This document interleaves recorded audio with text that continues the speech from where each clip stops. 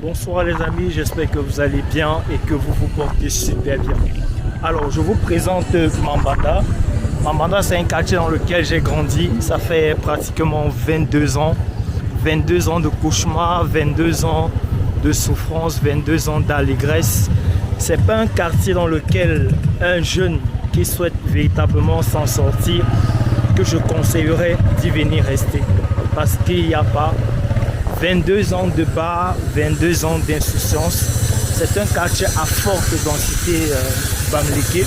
C'est un quartier où tout le monde se débrouille. Vous pouvez voir l'état de la route parce que elle est macabre. Depuis pratiquement 22 ans, il n'y a rien qui a changé jusqu'à présent. Les routes sont toujours incroyablement mauvaises.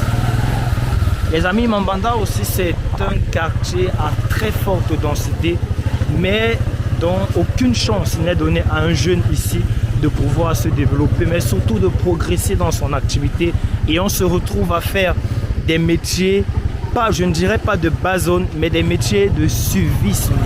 Parce que vous voyez, l'état de la route ne permet pas d'abord de représenter en fait tout ce qui est la valeur d'un être humain. C'est aussi ça Mambanda, c'est un quartier de Bonabéry qui est un grand conglomérat qui a abrité beaucoup, qui a une histoire dans cette histoire du Cameroun, mais c'est aussi une population qui attend le gouvernement depuis 22 ans, mais ce gouvernement qui vient seulement et uniquement lorsqu'il y a des campagnes pour voter des gens. C'est aussi ça Mambanda. Mais est-ce que allons-nous continuer comme ça? Quel est l'avenir pour notre jeunesse, pour notre Cameroun? Je ne sais pas, je ne saurais vous répondre. On va continuer notre aventure dans notre quartier Mambanda. On se retrouve du côté d'Alpicam tout à l'heure. A très bientôt les amis. Bye bye. Salut les amis, là je suis au carrefour Aladi comme ça. Alors ici c'est le carrefour où vous pouvez prendre une moto pour vous diriger du côté de la ville.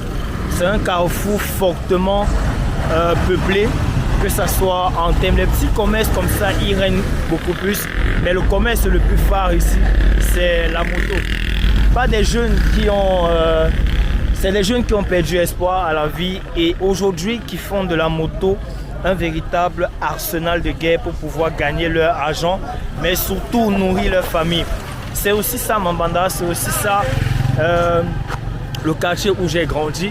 Ça fait pratiquement 2 ans ou 1 an qu'on a mis ces pavés, mais ça n'a rien changé à la précarité qui règne ici, à une jeunesse qui est plongée uniquement dans les métiers de bas zone, qui n'ont pas le droit de rêver, qui n'ont pas le droit de croire qu'un avenir peut être meilleur. Raison pour laquelle ils se gavent dans des petits métiers et ça leur permet ici de pouvoir gérer leur petite famille et ils s'arrêtent uniquement là. Est-ce que c'est possible de pouvoir grandir dans un quartier comme Mambanda et rêver? Je dis oui. Je dis oui, pourquoi? Parce que moi-même, j'ai grandi dans ce quartier. Moi-même, je me suis dit à un moment ou à un autre que je ne vais pas faire les petits métiers. Je ne vais pas faire des métiers qui ne vont pas me permettre de pouvoir rêver. Parce que lorsqu'on commence à faire ces métiers-là, on s'arrête et on se dit que non, c'est plus possible. On s'arrête parce qu'on a un petit 100 francs, 200, 300. On se dit que non, la vie se limite là. On est capable de pouvoir gérer la famille, gérer nos charges et tout. On pense que la vie se limite là. Non. Moi, j'ai décidé de croire, de dire que je peux sortir de Mambanda, mais et devenir quelqu'un d'important, quelqu'un d'influent, quelqu'un qui peut revenir et apporter le changement. C'est la raison pour laquelle j'ai décidé de quitter Mambanda, d'aller dans un autre environnement pour me donner une chance de pouvoir réussir. Oui, beaucoup de gens avant moi l'ont fait et ils ont eu des résultats, pourquoi pas moi. Et aujourd'hui, je suis revenu comme ça pour jeter un coup d'œil. S'il y a eu un développement, s'il y a eu un changement, s'il y a eu une cause, s'il y a eu des personnes qui ont décidé comme ça de pouvoir apporter un changement, mais non. Et là maintenant, je viens encore de rencontrer un monsieur. Ça fait pratiquement, je ne sais pas si vous l'avez aperçu, ça fait pratiquement 12 ans qu'il fait le pouce. Et c'est avec ça qu'il nourrit sa famille. Donc les amis, vous pouvez voir, vous pouvez le remarquer, il y a les petits métiers comme ça, de part et d'autre à Mambanda, les salons de coiffure, les laveries, en fait on retrouve un peu de tout ici à Mambanda, mais impossible de pouvoir trouver une infrastructure qui permet ici de donner une allure fière de cette ville à forte population. Donc les amis, c'est ce que je tenais à vous présenter, le quartier où j'ai grandi, le quartier qui a permis que je puisse franchir un cap. Alors les amis, si on peut se dire quelque chose aujourd'hui, c'est que il faut croire. Il faut croire, il ne faut pas rester sur le fait que c'est parce qu'on n'a pas eu de la chance de réussir qu'on va rester dans ça. Non, moi j'ai dit non, personnellement. Si vous vous acceptez ça, moi je n'accepte pas.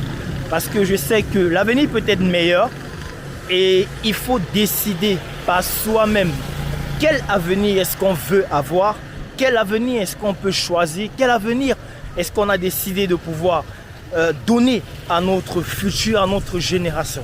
Parce que moi, la question que je me pose très souvent, c'est que si mon fils me dit, si je me plains un jour, mon fils me dira, papa, qu'est-ce que tu as fait pour pouvoir changer les choses? Il faut que je sois capable de pouvoir répondre à cela. Et moi, j'ai décidé de faire les choses autrement.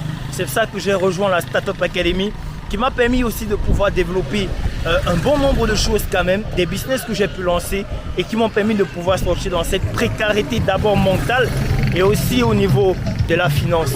Alors les amis, on se dit au revoir dans une nouvelle vidéo. Je m'appelle Christian Bilo. À très bientôt. Bye bye.